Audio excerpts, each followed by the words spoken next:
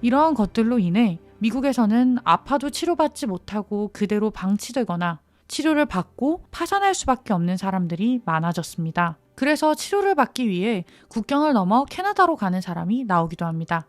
이러한 문제들을 보며 무언은 다른 나라는 어떤지 찾아가 보는데요.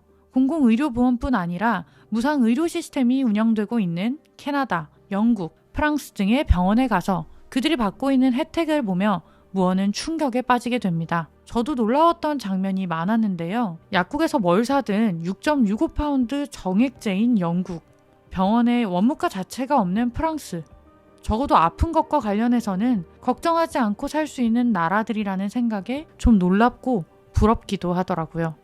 미국에서는 의료개혁을 의료사회화라는 프레임으로 거부했었는데 무언은 경찰서, 소방서, 도서관을 들며 이미 많은 것이 사회화되어 있다고 말합니다. 생각해보면 우리도 이러한 곳에 따로 돈을 내지 않죠. 그리고 그걸 전혀 이상하게 생각하지 않고 있는데 왜 병원은 안 될까 하는 생각이 들긴 하더라고요. 우리가 쉽게 자본주의 국가, 사회주의 국가라고 말하긴 하지만 사실 현실에 순수 자본주의, 순수 사회주의, 공산주의는 존재하지 않습니다.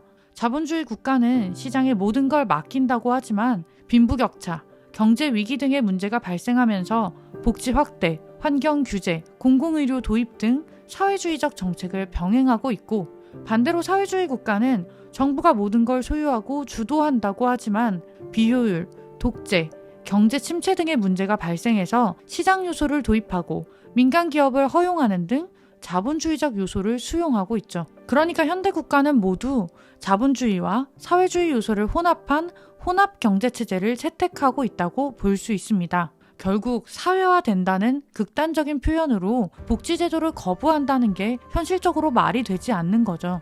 그렇다면 우리가 살아가는데 어디까지는 보장받아야 하냐의 문제가 되는 건데 아프면 병원에 가서 치료를 받고 나아서 일상으로 돌아간다는 것, 이건 인간답게 살기 위한 기본이지 않나. 그렇다면 의료 문제에 대해서는 모두가 보장받고 살아야 하지 않나 하는 생각이 들게 됩니다.